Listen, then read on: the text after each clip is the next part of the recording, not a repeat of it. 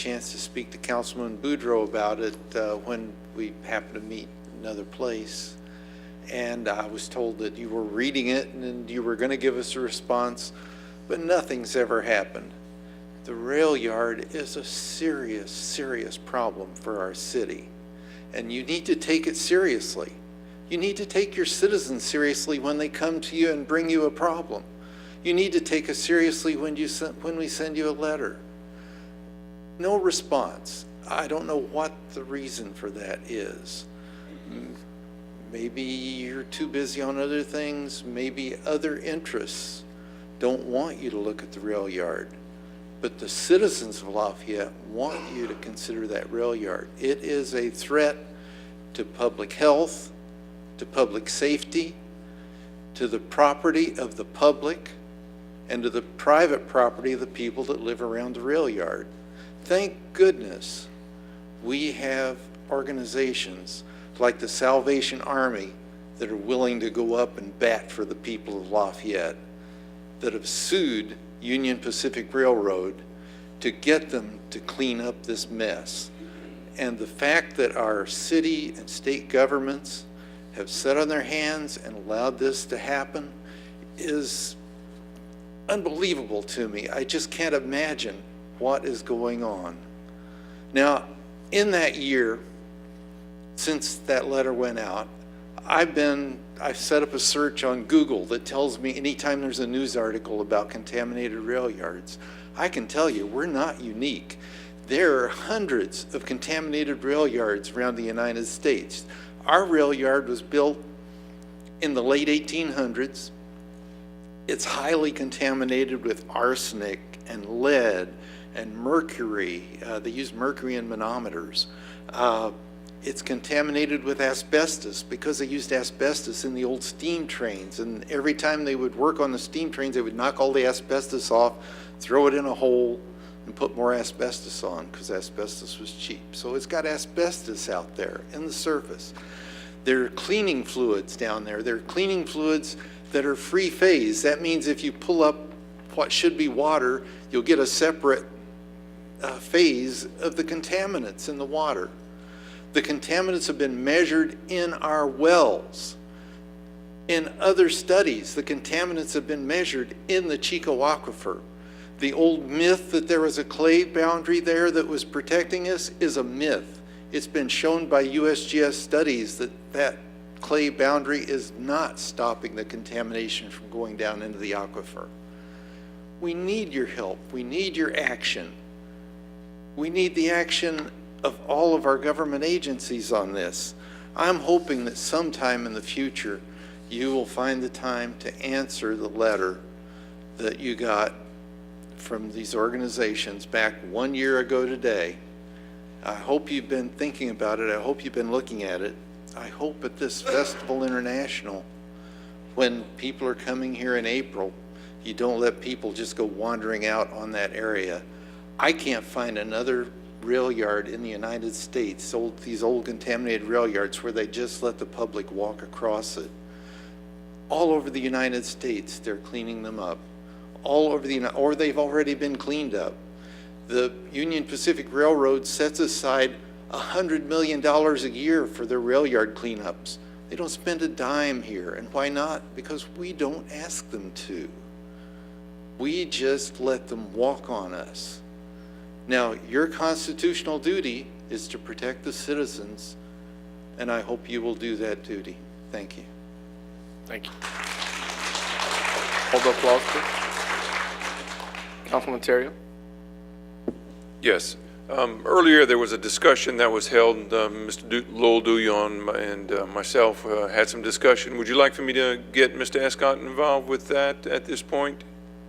Okay. If you could include Mr. Escott. In reference to dealing with the requests on responses from the council about the rail yard, Mr. Escott, is there anything you would like to add as to reasoning behind our delay in response to that? Well, I wasn't privy to the conversation you had with Mr. Douillon, but I guess the answer that I would give you is that the assertions or the claims that Mr. Walden makes in terms of established, scientifically proven contamination, et cetera, is completely opposite from what I am being told from representatives of LUS and LUS, the Water Systems Director. My understanding is that DHH tests the wells of LUS on an annual basis, on a rotational basis, and as far as they know to this point, there's been no contaminants found. They test from the source side, not the outgoing side after it's been treated. And if I'm mistaken, I'm not talking legal issues now, these are factual issues. So if I misstate or overstate, I invite Mr. Yuval or one of his department. No, and that's fine. You've done an excellent job because I caught you off guard, but don't we also have a pending lawsuit in dealing with the rail yard at this point? To my recollection, I'm not aware of any lawsuit that LCG is involved in as a party. And I don't know that lawsuit that Mr. Walden refers to, I believe is a combination of several residents and or neighboring properties adjacent or in close proximity to the rail yard that have filed a suit in federal district court here in the Lafayette Division against Pacific Railroad and others, claiming that that site is contaminated and that their properties have been damaged. I don't know the status of that litigation. I don't know that there's anything that's actually been judicially determined yet. So I'm unaware of the details of that lawsuit. Okay, very good, Mr. Escott. Thank you. Appreciate your time, sir. That's all I have. Thank you. Okay. All right. Next speaker is Dennis Sullivan.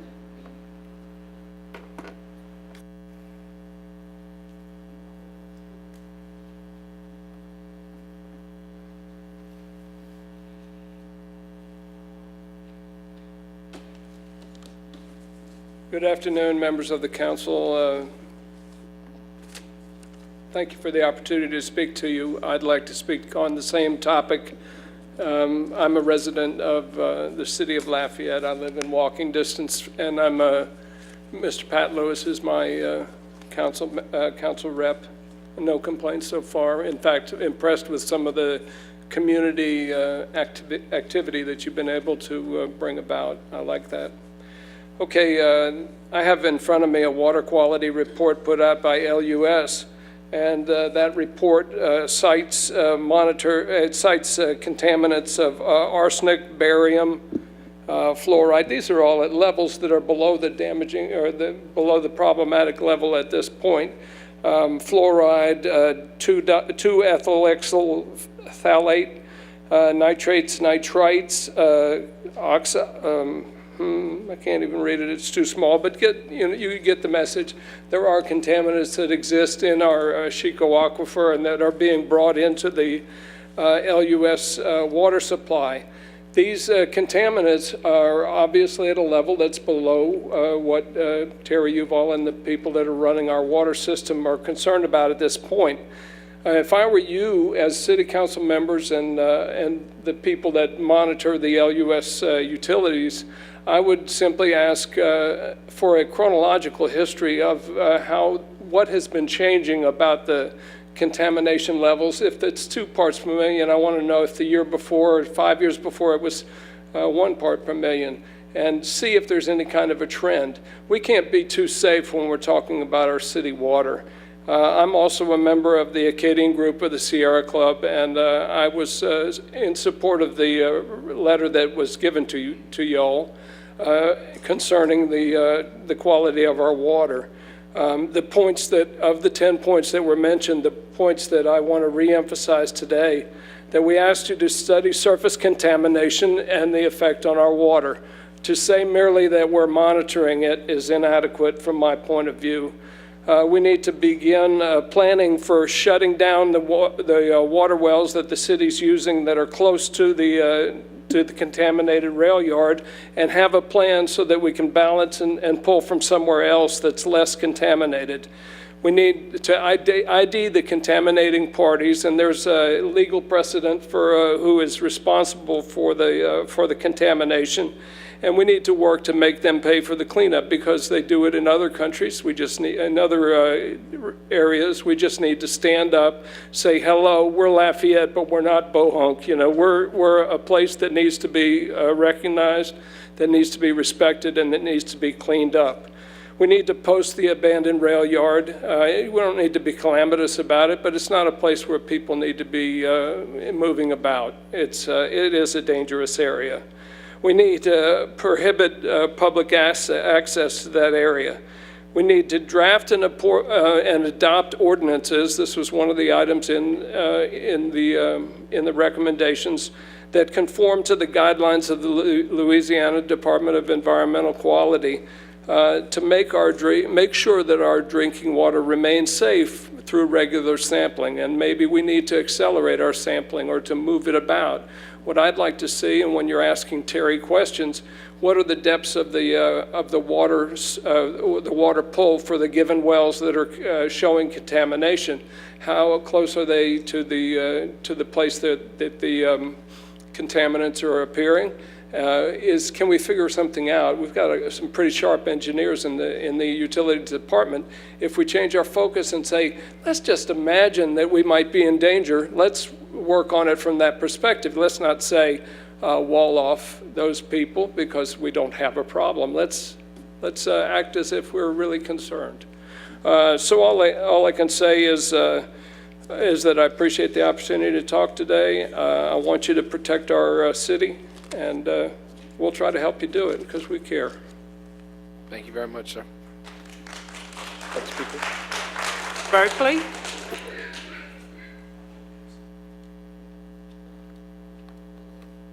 Who's that again? Can you say again? Esteban Berkeley.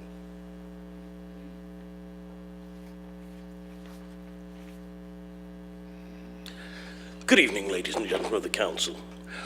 I'm here to tell you a story. But first, I want to comment about a remark made by the first speaker. Taxation without representation. That's me. I can't vote anywhere in the world, but I still pay all my taxes. Just an aside. When I first arrived in Lafayette, it was February of 1996. I was being interviewed for a position at the University of, well, what was the University of Southwestern Louisiana then, now UL Lafayette. They put me up as where the state contract was, which was in the Hotel Acadiana. In the public restroom of the Hotel Acadiana, I found, propped up on the wash basin stand, a business card for the Ku Klux Klan. I was shocked. As I moved to Lafayette, wandered around, I sort of looked at things. Then my daughter came to visit, and we were wandering around downtown, and she pointed at the statue of General Mouton and said, "Dad, why they got a monument to a war they lost?" That's how it ended. It's a history thing. I've done a little bit of research. I was very surprised what I learned. I strongly, strongly encourage you to attend Rick Swanson's presentation. It is very informative. How many of you think you'll be able to attend? How many of you do you think will be able to attend? April 9th, 6 p.m., Public Library. That's what, a Thursday, a Friday. Might be able to. Great. That's all I have to say. Thank you for your time. All right. Thank you, sir. Final speaker, Mike Wood.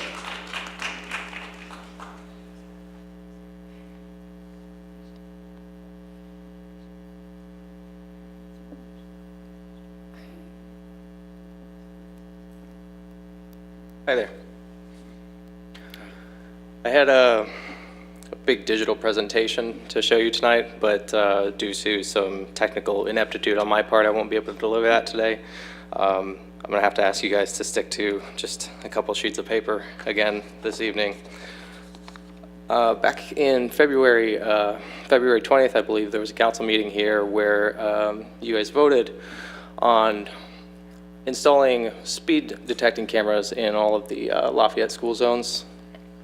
And when I spoke that evening, I brought up the point that there's a problem with some of the signs, the markings in some of these school zones, particularly the one that I want to address is Lafayette Middle School.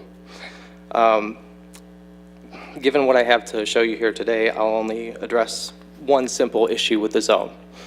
The northbound section of that school zone has 4 signs, and the southbound has only 3. There are no signs in front of the school, and there are a lot of people that are driving through that zone, heading southbound, not realizing that they're in a school zone. When I spoke to the police officer about it in my court hearing, he told me that 80% of the tickets that he writes are for people speeding southbound. So if you do some simple math there, you could cut out about 60% of your speeders just by putting up a sign, one sign, and then you would have 4 each way. Easy problem, easy solution. That's really all I've got for you, but since I have a little bit of time, I'm just gonna send these 2 sheets around so you can see the first one. Sure.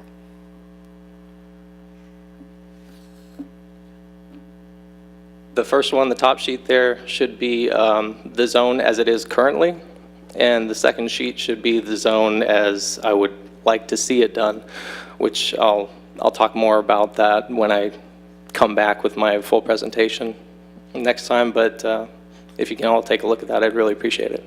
Absolutely. And just to be clear for the record, we didn't pass anything that, or installing anything. It was actually given a resolution, given the administration permission to start talking about it, but there's no actual install date or time or location. You know, it's at the beginning process, but just to be clear that nobody freaks out that this council passed something that it's in place. It's just giving administration opportunity to seek different vendors and figure out if that's what they want to bring back to us. Okay, well, thank you for that clarification. I appreciate it. It'll give me something else to talk about in the future as well. Absolutely.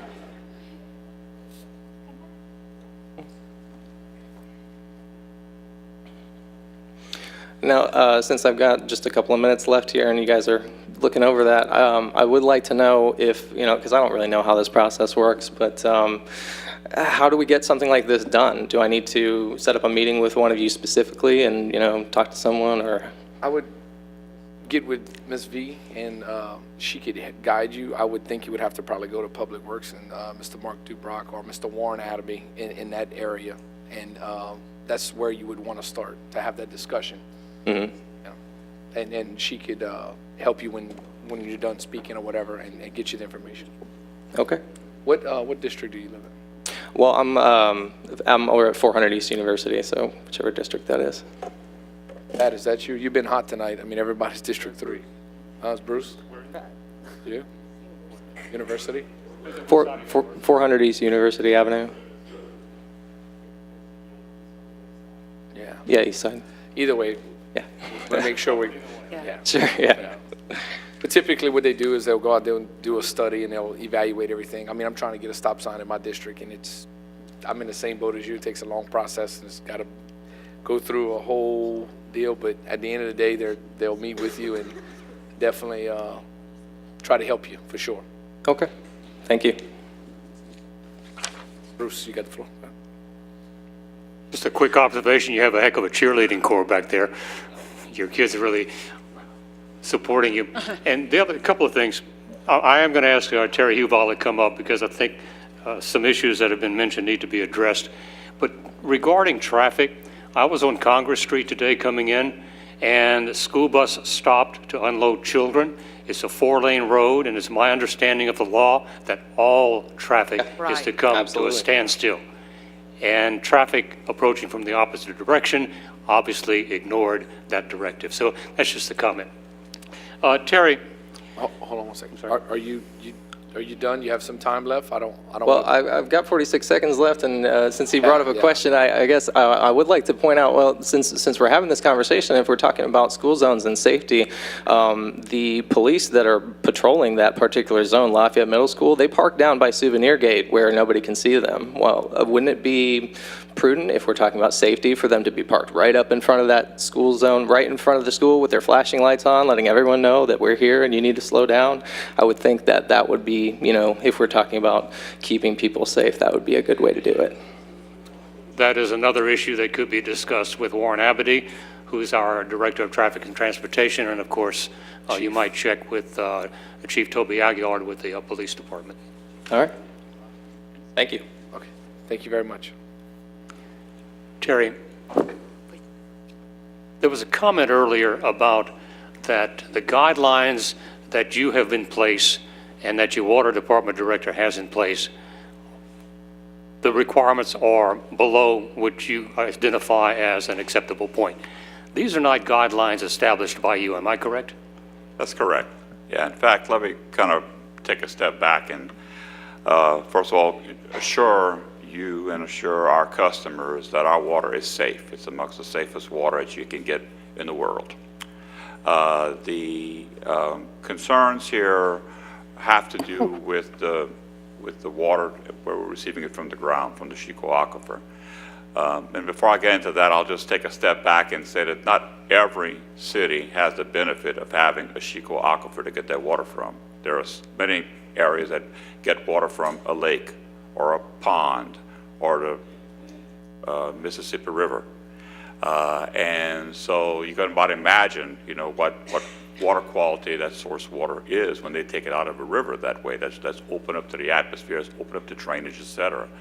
And in each of those cases, what happens is the municipality or the entity that has the water system treats that water, and they take out to remove the contaminants, bring it to safe levels, and then pipe it to where it goes to customers. In Lafayette, we have the benefit of a Chico Aquifer that's been very resilient to having anything enter into it at all that could be bad. And we have tests to prove that.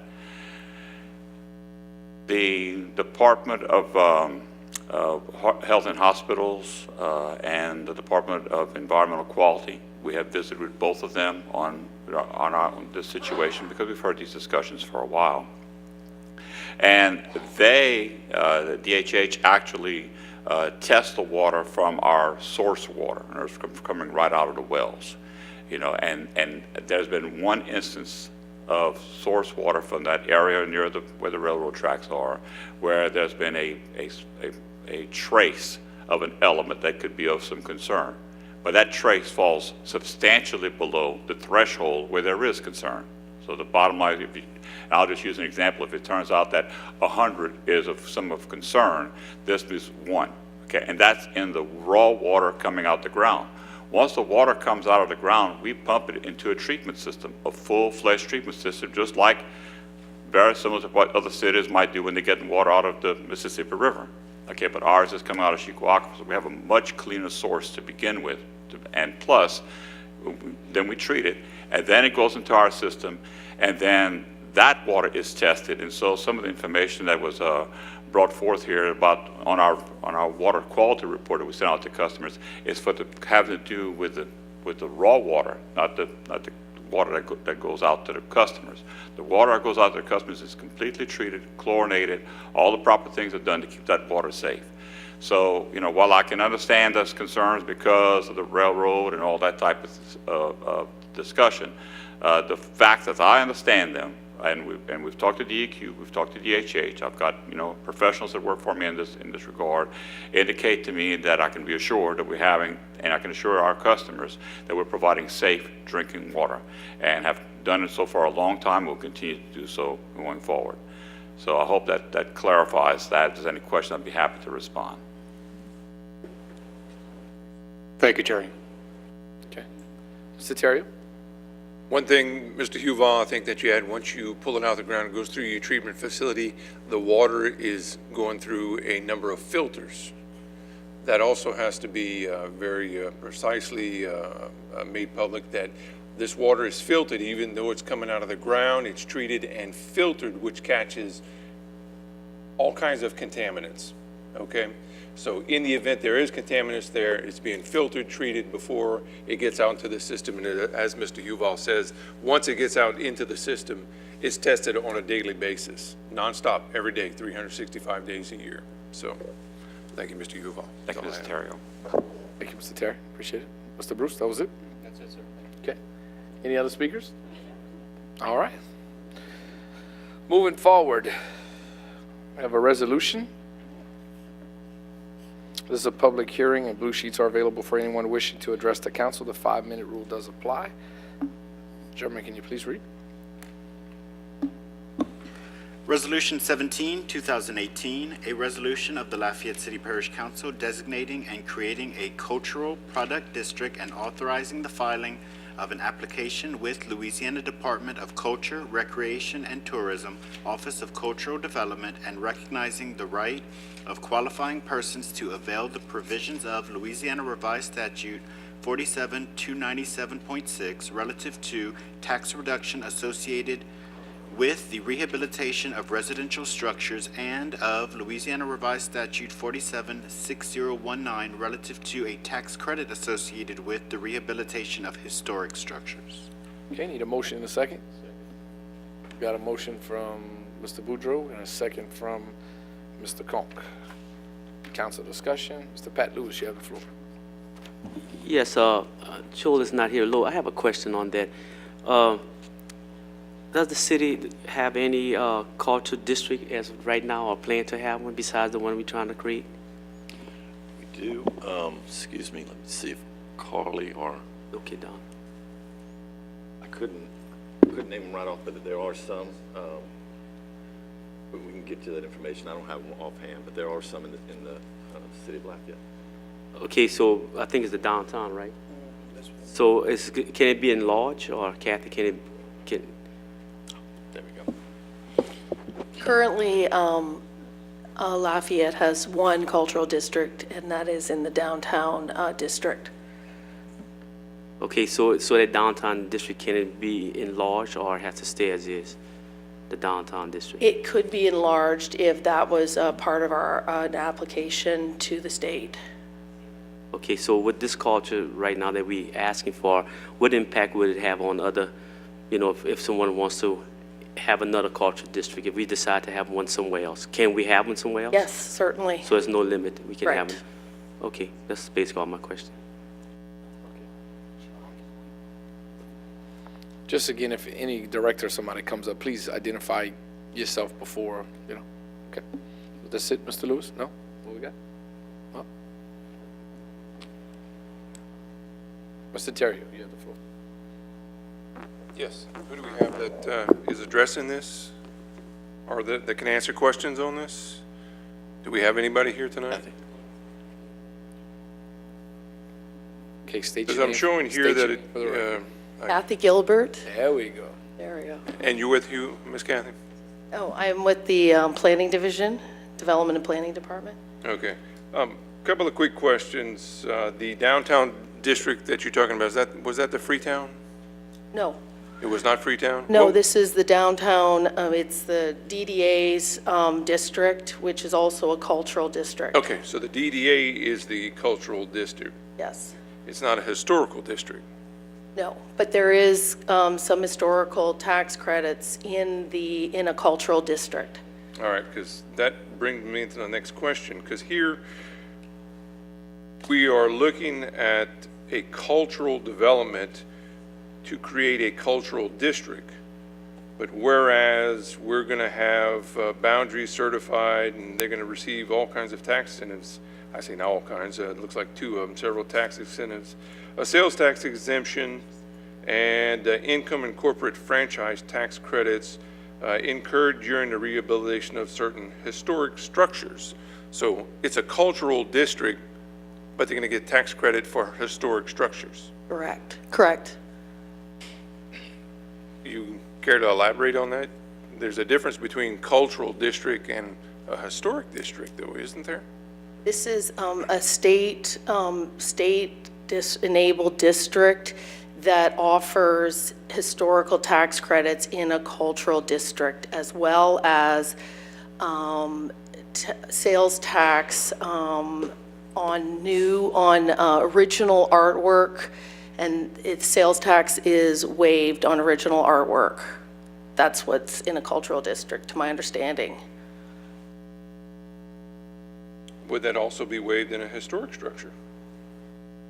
Because it's, Would would the what? sales tax exemption of original artwork be waived for a historic district also? No, it is, no. Mr. Boudreau could probably help you answer that if you.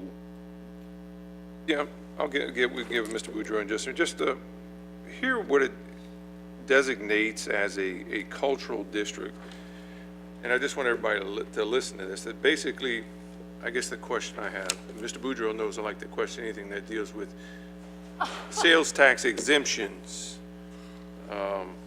where we're giving breaks to certain individuals.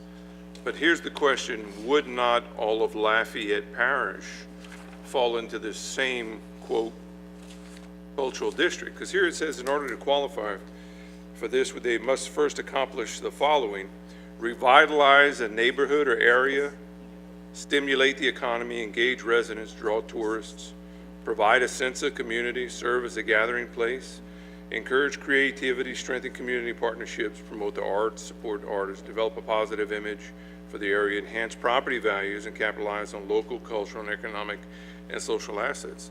I would dare to say that every part of Lafayette Parish tries to achieve these same goals on a daily basis. And a second part of this is if we're talking about, sales tax exemptions, back 2 years ago where we had 3,500 homes that flooded, we could have given them, all kinds of sales tax exemptions, but they didn't get it.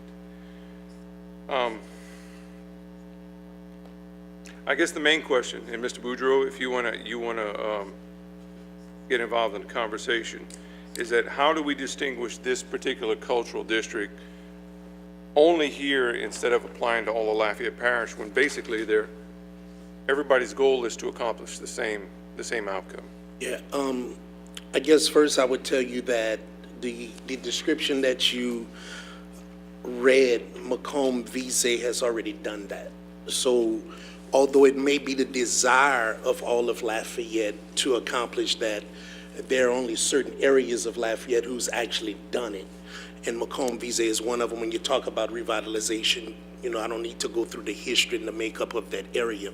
Yeah. When I was going to initially chime in, what I wanted to just clarify for you, when you were talking about the tax incentive on the sale aspect of things or the historical aspect of rehabbing a structure, the reason it's written in that manner is that for original artwork that originates within the districts and is sold within the districts is the only thing that is eligible for any type of tax incentive or tax break. And that's by state mandate. That's what the state law calls for. The historical aspect of it, they're not asking for a historical district, it is still a cultural district. But the fact that if you have a structure in excess of 50 years old and you are not occupying it as your primary place of residence, and you was to rehab that, so that addresses some of our blighted issues, some of our adjudicated issues, some of our abandoned issues. And that's why this area is so primed for this particular designation, unlike all of Lafayette. When you do that, it then incentivizes the landlord or the person who has neglected their original properties to do something about it. And that's where the community rehabilitation continues to tie in to what this community is trying to do.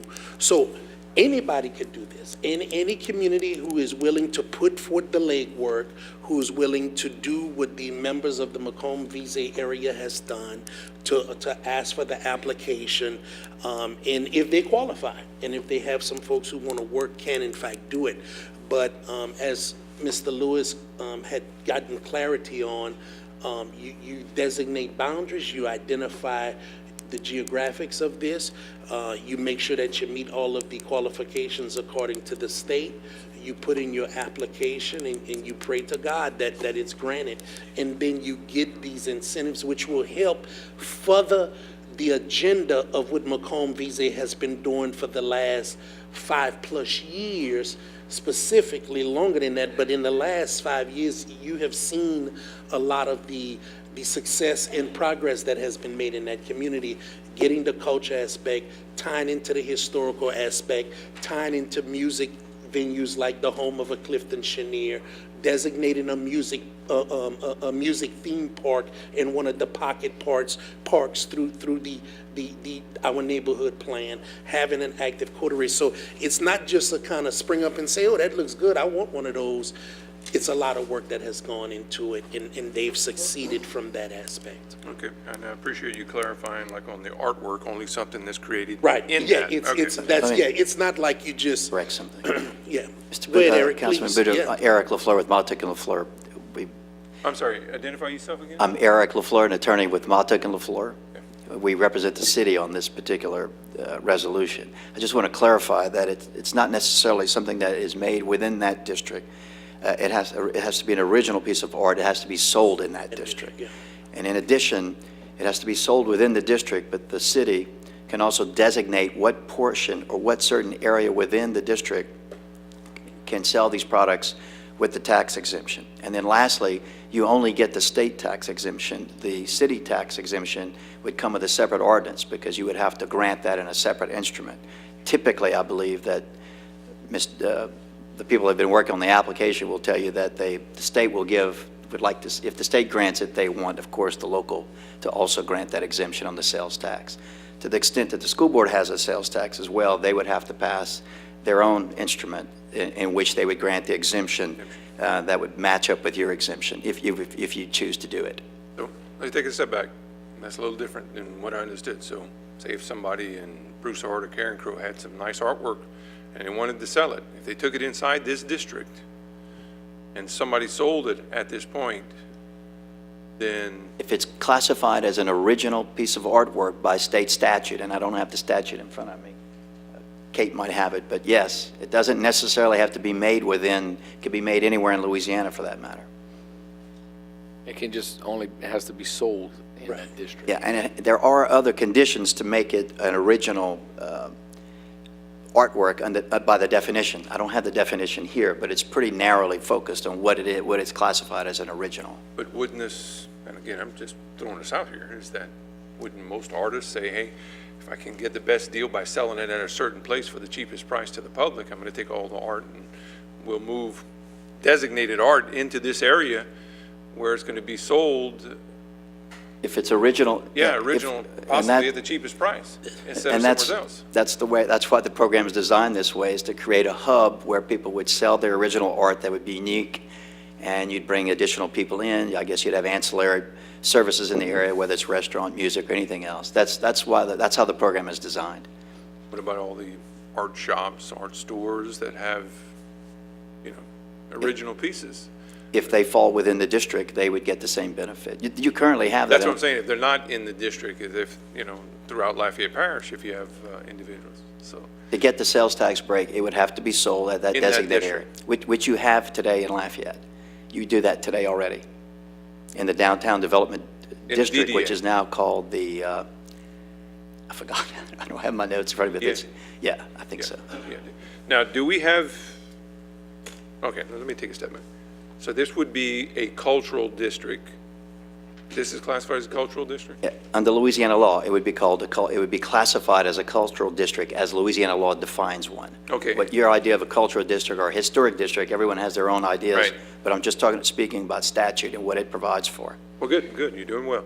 Do we have any other existing cultural districts other than what's being brought before us at this Within the time? city limits, you only have one, and I believe that you have one in Karen Crow and one in Scott. But it's the only one in the city of Lafayette. There are cities that have multiple cultural districts. I believe New Orleans has about, I think we said 40 or 50. Yeah. So, how many? 43. Sorry, 23. So it's a lot of districts, but you can have multiple districts.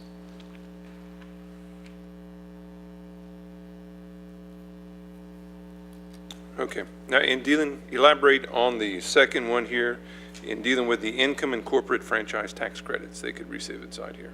I don't know the details of how they earn those credits and what qualifies to get the credit, but that's a credit that's extended by the state. It's not one extended by the local taxing authority. Now, and I'm again, I don't know if you're aware of this information or not, but our Lieutenant Governor's office provides incentives and tax credits also.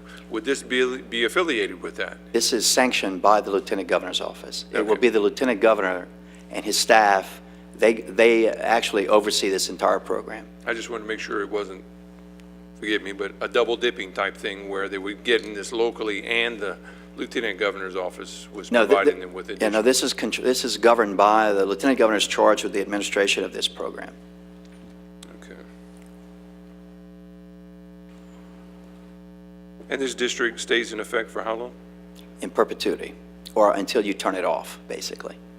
It would be, now, I have to tell you, if you don't follow the rules, the statutes provide for some reporting rules. Each year, you have to make an annual report, basically a status of what happens in the district. I think the total sales even have to be reported. And if you don't follow those reporting rules, the Lieutenant Governor may, through a process, terminate the district.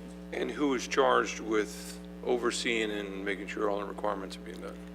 I believe, I'm not sure who the mayor president is that the CREATE? It's a combination. There's a board that's going to oversee it, but the Macomb Visa Coterie, there will be an appointment by the administration, and that's why the resolution is being brought by both of the administration and myself. There is, on the application, there's a designated board of individuals made up of people from the community, people from the administration, and other partners who has to oversee that operation and submit those reports in a timely manner. Which is another one of the things that goes to the districts. Sometimes no one has stepped up or is willing to do the reporting, whereas this organization has come up with a method to be able to do that.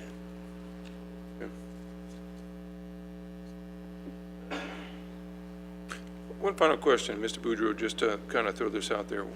We have the classifications, and maybe you also. You have a historic district, you have a cultural district. And as long as they're classified by the public and by the state, to my knowledge, from what I've been told, Mr. Boudreau, is that like in dealing where this is, I know the I-49 corridor is supposed to go down around this area, but I was told that once a certain area has been classified as a cultural or historic district, that corridor could not pass through that location. Is there anything to that? I'm not aware of any of that. I have not heard that. And again, these designations, as far as I'm concerned, they go in line with some of the federal standards that have been created and set. So when you do have a historical facility, for example, because this has come up in conversations, like an Immaculate Heart of Mary Church, where the first black priest to come to the United States landed in a diocese. That's just something that no one else could claim. So as Immaculate Heart grows, develops, improves, keeps up, it puts them in a competitive category, whether it's to redevelop structures, it becomes inclusive of that, or like a Sassani and Son plumbing business, which is totally, I honored him. You may have remembered years ago, he was the first licensed black plumber in the state of Louisiana. Well, his shop still sits at the corner of South Orange and 12th Street, abandoned. So if someone took that blighted property as it is today, it's abandoned and blighted with graffiti on the side, and if someone was willing to invest their own personal dollars into it to maybe convert it to some form of a museum or a storefront for a community garden, just anything creative that ties into these neighborhood groups now, if someone did that, well, then they become eligible for these tax credits that doesn't affect us, but will incentivize that. Because remember, these are places where people are just not jumping up and down to say, I want to invest in, or I don't even want to do anything. So what these designations do, in this organization obtaining these designations, it just puts them in a little better competitive situation to compete with the greater city of Lafayette, the greater Lafayette Parish, and the greater Acadiana area, by having a few things, a few amenities that no one else could have. You may have heard Holy Rosary Institute and their board and the people who are currently looking to do things. You know, it gives them an opportunity yet again to compete and to move forward on things that otherwise they would not. So whether it's culture, which we're looking for because of the commitment that Macomb Visa has made to their food. They have a community garden that I invite everyone to come out and visit right behind the Vermilion Conference Center operated by LPSS. Because of their food, because of their music park, because of their art contributions, they have fallen into a unique place to be able to get these designations, to be able to compete, to improve and revitalize the neighborhood.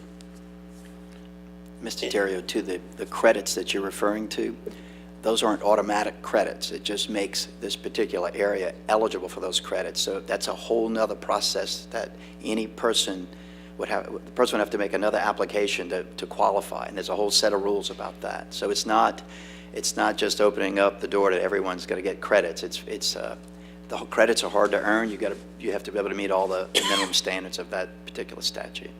Okay, I see this here. This basically is the filing of an application. That's another thing, Do this, right? So this is an application which we would be seeking approval, but it would be conditioned upon whatever the lieutenant governor's response would be to our application about who's going to be the volunteer commission that the mayor president would appoint. Certainly that would be one of them. What are going to be the final boundaries? That's another thing that the council would have to memorialize in the form of an ordinance. Yeah, so if it's the still application has been approved, it still comes before us again. Exactly, for the district and for the tax exemption, both, in separate ordinances. All right, that's all I have for now. Thank you so much. All right. Mr. Boudreaux, you were actually next in line. You good? Yeah, that was just a... Okay. Mr. Lewis? Yes, I'm going to support this resolution, but I still have a little question or a comment.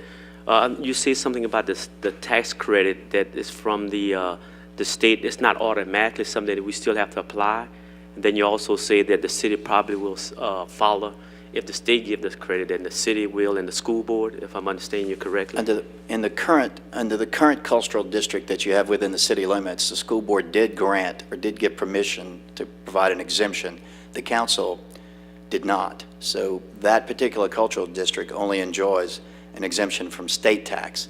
Our concern is that that was one of the very earliest applications that was made and granted under the program.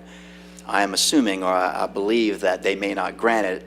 It may be conditioned if they're going to grant the exemption by approving the application. I think they're going to want the same exemption granted by the locals. By locals.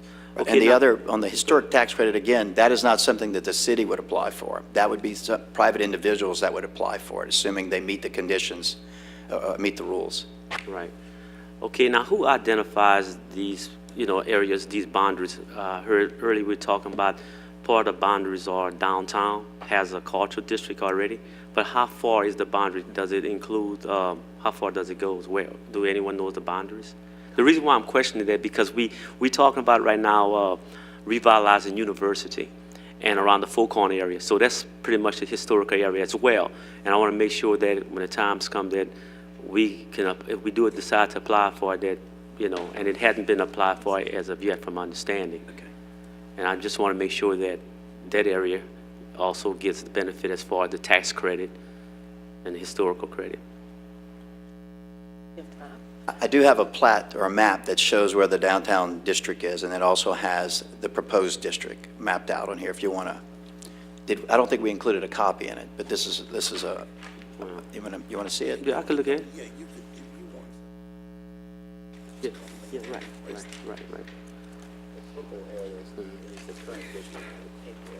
Okay. Right. Okay. And someone had talked about I think you talked about the cost. I want clarification on the cost.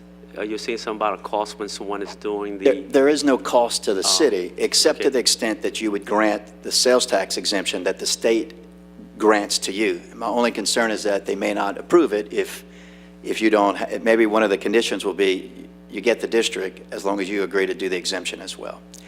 I think the cost is nominal because you're not going to have a tremendous number. You're not going to have, I don't think you're going to have millions of dollars of sales. You want to hope for it, but I just don't see that happening. At least it hasn't happened necessarily in the downtown development district. So when you're talking about the exemption, you also say the sales tax, correct? The sales tax, the Right, exemption. so of the total sales tax that's imposed on items that you purchase in the city limits, there's some portion of it is for the city, some portion is for the school, and some of it is for the state. In order to grant an exemption so that when you sell something that the sales tax is not charged to the purchase, the state will grant it, and you have the option to do the same thing, and the school board has the option to do the same thing. And the city. Yes, and the city, yeah. So the school board can say, well, look, we're going to exempt them, and the city say, well, we're not? That's something? Yeah, you can do that, and that's what you did. That's what they did many years ago when they set up the very first district. So, I'm good. Okay, all right. Thank you. I don't see any other speakers. okay, Thank you, Mr. very good. Harris. Thank you, Kay. All right, we have a motion, we have a second, we have council discussion. Now we will move forward to any public comment. Yes, sir. Tina Bingham. At this time, I also would like to welcome our mayor president. He just made it in for this evening's meeting. Thank you for being here. I'm sorry, could you say that on the mic, please? Glad to be here. There you go. All right. Thank you so much. Appreciate that because we know you could go home and nobody would ever know, but you're here. And Lowell was in the hot seat a while ago, so you showed up just in time. He was sweating. He's starting to lose some hair, but it was going to be good. He's starting to lose some hair. We can't lose no more. I'm telling you. All right. It was boy. Okay, ma'am, you have the floor, ma'am. Hello, everyone. My name is Tina Shelvin Bingham. I am the chair for the Macomb Vise Neighborhood Coterie, as well as the executive vice president for the Macomb Vise Neighborhood Nonprofit. I just wanted to come and kind of share with you all some of our dreams and visions for our community. We've, as Councilman Boudreaux stated, that we have been working actively, working and seeking resources within our community for the last 5 years to implement aspects of our community plan. We have, if you take a drive down 12th Street, you can see a few of the examples that we've actually implemented within our community. We've implemented street murals, we've planted street trees, we've installed our first local legends wall with the assistance of downtown, offering a grant to the community to be able to offer those things in the neighborhood. As Mr. Boudreaux said, and I'm going to offer a shameless plug because whenever I have a mic, I don't stop and promote Macomb Vise, but we are doing our first spring planting for our community farm. We upgraded from a garden to a farm, and that's happening this Saturday on the 24th from 8 a.m. to 12 p.m. at 332 Gautier Road, and we invite the council as well as the communities to come out and help us plant seeds for change within our community. We are actively working towards building wealth and building prosperity within the Macomb Vise area, and we'd like to continue our efforts with the installation of this cultural district, hopefully if approved in June. That we'll be able to continue those efforts and continue continue advocating for our community, as well as bringing new community engagement activities to the community to get the community taking a pride in what's happening in the area, and for them to start taking ownership of what's happening on their blocks and what's happening around their houses in particular. So we really just ask for your support for this resolution.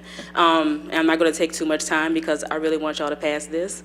So please vote, and support Macomb Vise in our efforts to continue revitalizing our area. And we hope that, Councilman, that we can get one in University as well, and we can start getting some stuff moving on that side of town. Thank y'all. Thank you very much.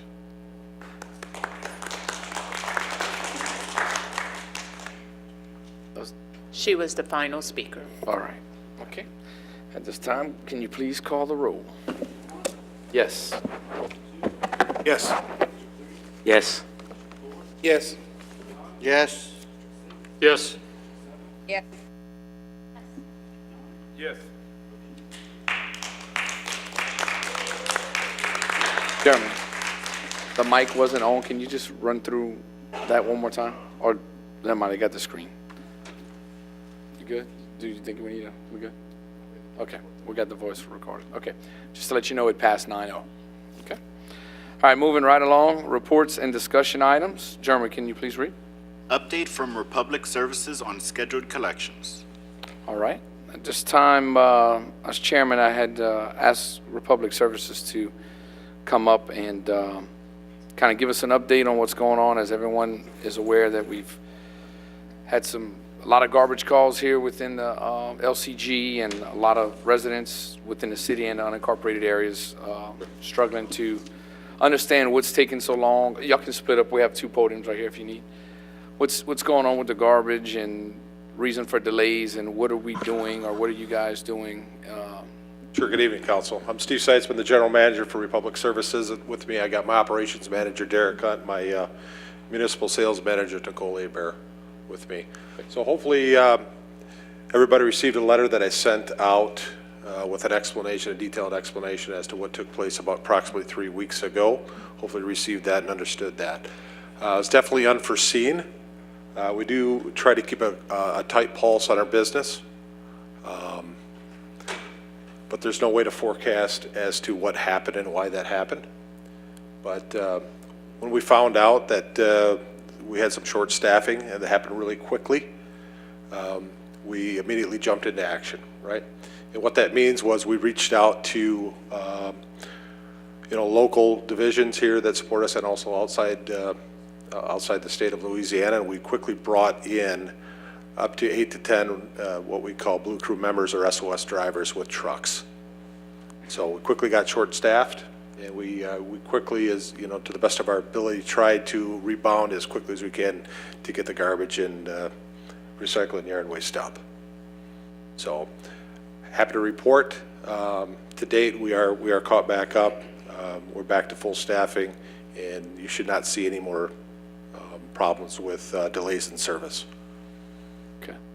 That was one of my questions. Were we caught up? Is We are caught everything back to normal? So, again, I know that there was a hiccup, but I just hopefully want to remind,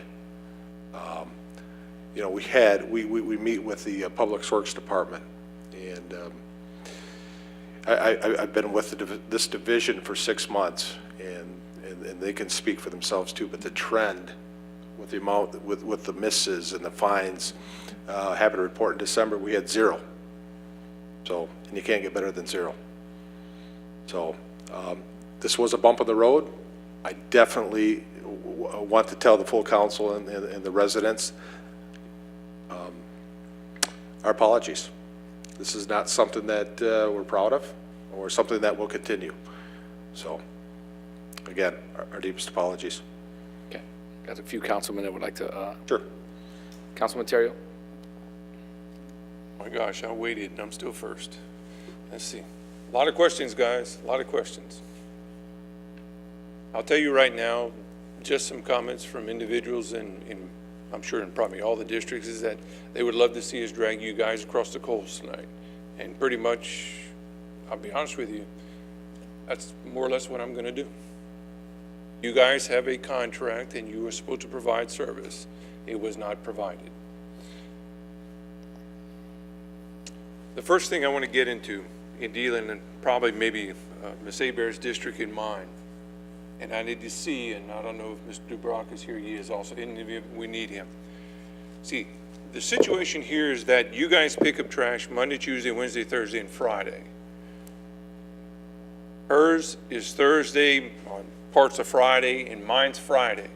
So unlike the rest of the council members, those that get picked up on Monday and Tuesday, they can call that evening or the next morning, okay? I'm Friday. Who's around Saturday morning to make a phone call or to talk to him? Sunday, there's nobody there to make or take a call. And then it's Monday. So in this time frame, when other districts are picked up on the previous days and they have another business day following it, there's a difference. So this is causing some major problems. So in the event one of these individuals may have a customer or constituent misses, by the next day usually it's addressed. Mine won't be addressed until Monday. Now here's my question, and Mr. Dubrock, I don't know if maybe I need to get you up here also, but under the contract it states that after 24 hours you guys are fined, okay? Mr. Dubrock, my question would be that the constituents The constituents are contacted me almost immediately the Friday night or the Saturday morning. When does that fine start? The fine starts 24 hours after we notify them of a verified miscollection. That's the way that the contract is written. That's the way that it's administered. Well, the people of Districts 8 and 9 are getting the shaft on this. They really are. Because they've got to wait until Monday before it's reported, which is Friday. Say if their normal pickup is usually Friday morning. Saturday morning, Sunday morning, Monday morning, that's 3 days. 3 days goes by before you're notified, and then you still have, from what you're telling me, another 24 hours to pick up before they're fined? That's correct. So that would be 4 days. You guys have almost 60% of a week. It's unspeakable. How do I answer to the individuals that I represent? I mean, they're screaming. They're like, how can this be? We have a contract where we pay for a service, the service is not being rendered. Now, this Friday thing, we're gonna have to make some adjustments, guys. We're gonna have to do something. If it happens on a Friday, we need to come back and amend this contract and start fining them the day after or something, because this is unfair to the residents of my district that have to wait 4 days after missed pickup before it's even acknowledged. And Mr. Dubrock, I'm certainly not blaming you. You were not here when this contract was negotiated or whatever it was, but this is ridiculous. Now look, I'll share with you guys, this before. The rest of the council members probably know this. I haven't voted for the trash contract the last 2 times. Okay? Number one is because it was more or less, I wouldn't say extended, but it was renewed. Previous time it was extended. Okay? There are some issues in this contract that I just vehemently disagree with and how it's handled. So we got thousands of people that are inconvenienced. The 2 districts that are on a Friday are being treated differently from every other one because of those pickups. I'm getting tons of calls. You can't imagine well, then again, I guess you guys can't imagine what they're saying. Okay? Number one, the amount of time that's involved with this. Let's take this to another step.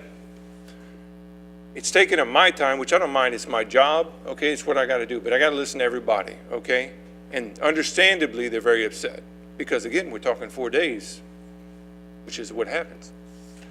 Second part of this is that they can't be fined, as you mentioned, Mr. Dubrock, until basically after 4 days. Another part of this is LCG, when they do get involved, which is Ms. Williams, Mr. Wiltz, and the rest of the staff, this last episode in dealing with the time that LCG has to spend on this. The taxpayers are paying salaries for them. We're looking at somewhere around 123 hours for this last episode that council staff has spent on Allied Waste or Republic Services. Okay? Now, Mr. Dubrock, I know there are some fines that are going to be coming. One question to you is that will the time that LCG spent at taxpayer, by the taxpayers on this be also added into the fines that are going to be addressed to Republic Services? The fines are set at $25 per day, and that's the fixed fine to the contractor, and that money goes into the EQ general fund,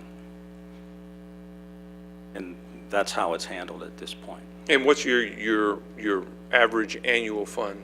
We budget about $56,000 a year for the entire year of fines, and so that's budgeted both as a revenue and as an expense. I mean, it's part of covering the budget of the operations of the department. Okay. And did you say in December you had 0? He did have 0. Yeah. I have the trend of the last few months if you want to. No, And Steve's comments were correct. We had an episode earlier before he was on board, and he came in and took a nice trend into the right direction. And ideally, you have 0 to 10 or 20 or 30. It's not a contract doesn't demand perfection. That's why we have penalties in the contract. So the standard of care is not 100%. The standard of care is the due diligence. And in the scope of what happened to his staff, he did his due diligence of putting it back together. He's going to pay substantial penalties for the amount of failures that did occur, but that's part of doing business. Contract's been in place for over 10 years. It's functioned well. We get a good price for the service, which was probably part of the equation of why it was renewed twice, because it is a good deal for LCG and for the citizens of Lafayette Parish. Okay, Mr. Dubrock, additionally, and I know you guys don't have the funds and the personnel to do it, but how certain are we of the missed pickups? Because I went and drove around my district, and I can assure you there were bins down every street, every neighborhood, everything. And again, this goes back to my Friday pickup where I'm at. Saturday, Sunday, the whole district was with blue bins. Well, we can only operate within the limits of the 2 inspectors that we have on the street doing that type of work. We respond to every call that comes to LCG. Now, they have a call center, and they report at the end of the month that if they receive calls and also how they resolve those calls. Typically, those were in conformance to their notification. I think they do their utmost. If they get a complaint, they want to address that complaint because they don't want the fine. And so they take care of the complaints that they record and log. They respond to the ones that we log. But we can only do what we can do with the information that we have. It's not a perfect system. No, and I agree. I can tell you that there were countless individuals, guys, that said they called y'all's office. No response. Phones just kept ringing, just constantly. Countless numbers.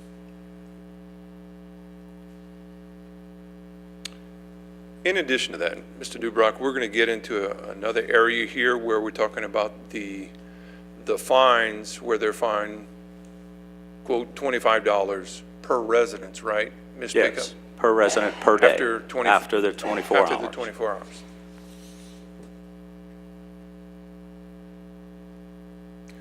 I have a number of residences that have said, because I brought this up before, that I don't agree with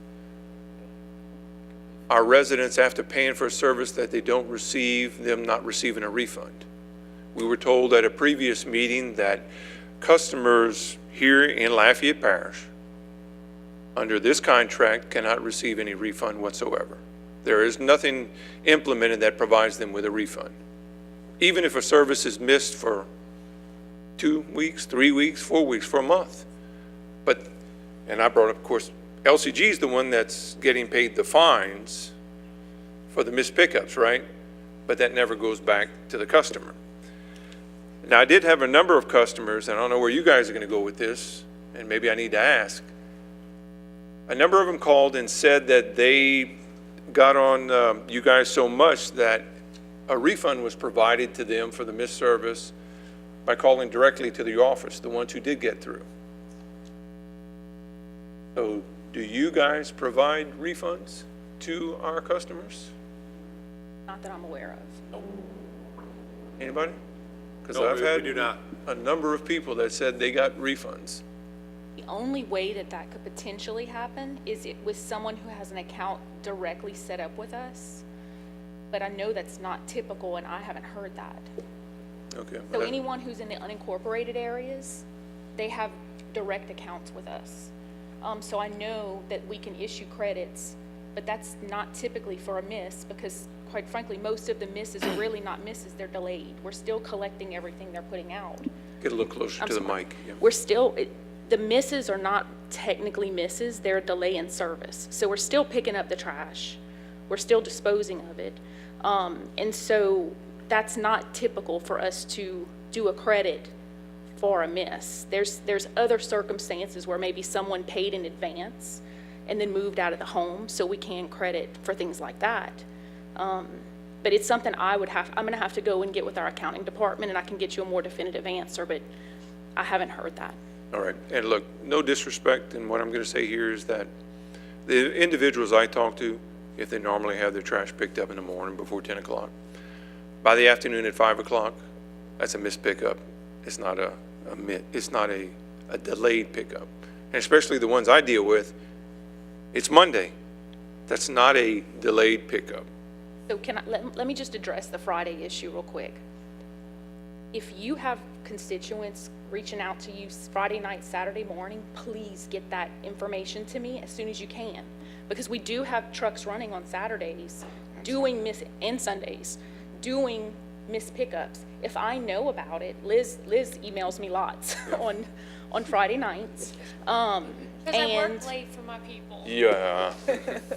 So we can go, and if you let me know Friday night, Saturday morning, you can speak to how late we have trucks running, but we have them running on Saturdays and Sundays, not doing regular routes, but with yard waste right now. We're seeing a ton of yard waste. So we're sending trucks out on those extra days to clean up the city.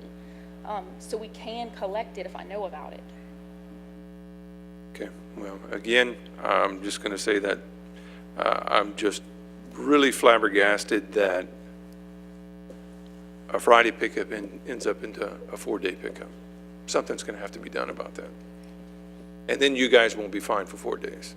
That blows me away. Council office spends 125 hours on it, working on this. There's no repercussions. Taxpayers got to cover it. Excuse me, sir, to your point about Friday service, we've identified the issues that you guys have had going into Friday with our hours of service that we're held to be in compliance with DOT regulations. So we've made some adjustments based on our recycle service versus our garbage and reduced our recycle routes and expanded them because we know that they can handle it, and have increased our MSW routes on Friday to help resolve your issue. The goal will be for all Friday service to be completed on Friday. Okay. Now, we went out with this new reroute this past Friday and had a lot of success with it. okay. So, And I do appreciate what you guys are saying. Just bear with me. no, A number of us here, we've been doing this now over 10 years, and we've heard that same thing before, but yet it still happens. I know things happen, but they continue to happen. So how do we answer these questions that keep coming to us from our constituents that are getting just really so aggravated with this contract? It drives them crazy. Because you remember the old saying, okay, a lot of them, we used to get picked up twice a week with the old company. Now we have this one, and we get picked up once a week if we're lucky. And then the second part now is the number of these people that have missed pickups and their yard waste is not being picked up. It's still out there. Okay. Mr.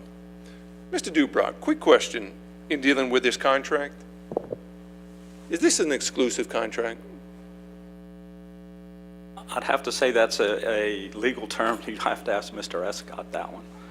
Would you know an answer to that, Mr. Escott? Is this contract exclusive? And I guess to the public, my question is, can any constituent out in any district go out and contract with any trash pickup company and have them pick up their own trash? You've asked two questions. The first question that you asked is the current contract exclusive? Exclusive. The answer to that question is, excuse me, no. The Attorney General has already published a formal opinion that has reviewed this particular contract and declared it to be a non-exclusive franchise agreement. Now, as to your second question of can anybody just go out and hire somebody other than Republic, the answer is no.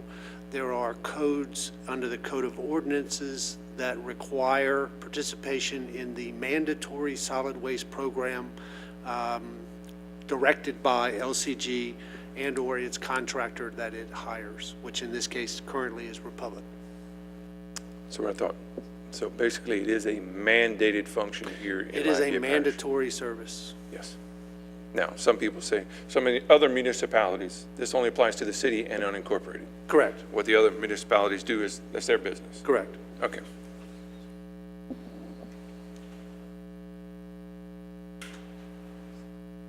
Guys, I don't know what to say at this point. I mean, the amount of time that's involved, the amount of time council office spends, that council members spend, and we go through this, and you can understand the aggravation of every citizen that's had to wait, especially those who wait 4 days. Everybody says this, and look, I'm gonna throw it out there. You know what time of season it is, right? It's crawfish season. So what happens when you put crawfish tails out in the sun for about 4 days? You can sell it as art. Yeah. Yeah. So.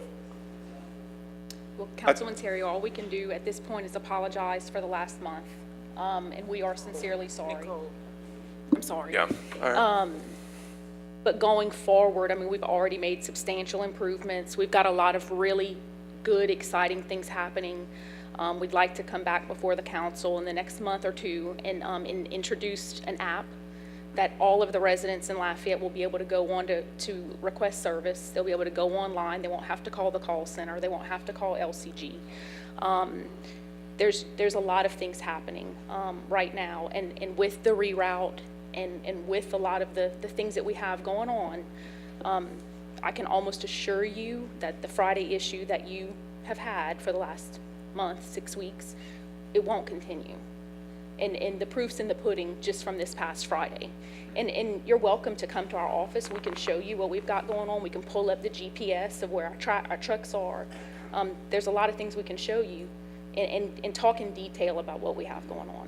Okay, and you guys are going to publicize how individual constituents can contact you directly, make sure it's documented on what we can do? As we're in the process of a pretty substantial upload right now into a new system. And once all of that is live, which, you know, our target is April, then we'll do a rollout for all of the citizens. Okay. We'll introduce it to y'all so y'all know, and then we'll go from there. All right, one final area I want to get into, and Mr. Dubrock, you and I spoke of this earlier, and administration, I don't know if y'all can hear this too. I know the first time with this contract was an extension. The second time was a renewal. I'm hearing behind the scenes that because of that renewal, and Mr. Escott, I don't know if you've heard of this too, that the Allied Waste contract may, or the Republic Services contract may have to come back before this council before their expiration date. Is there anything to that, Mr. Dubrock, that you're aware of? I've heard that conversation. I don't have anything definitive or directive to move